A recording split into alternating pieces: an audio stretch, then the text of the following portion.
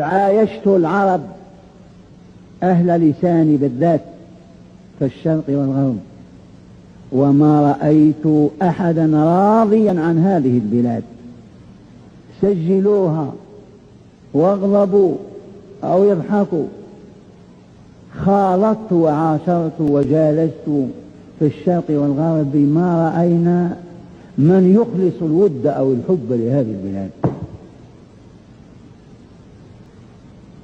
انتبهتم؟ اللهم إلا مؤمن سلفي العقيدة رباني السلوك، وهم قليل. هذا نعم. وأقول هذا ويتكرر القول ويتضح المقام في هذه الأيام، أيام الفتنة، ونجد من خرج من هذه الفتنة إلا السلفيون، وتورط فيها الآخرون. لا إله إلا الله.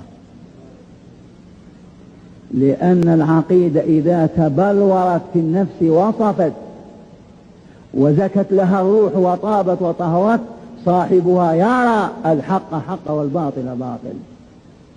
والذي لا يملك هذا النور يخلط ويخبط، وتأتي الغشاوة على بصره شهوة فقط، يتنكر الحق وينكره.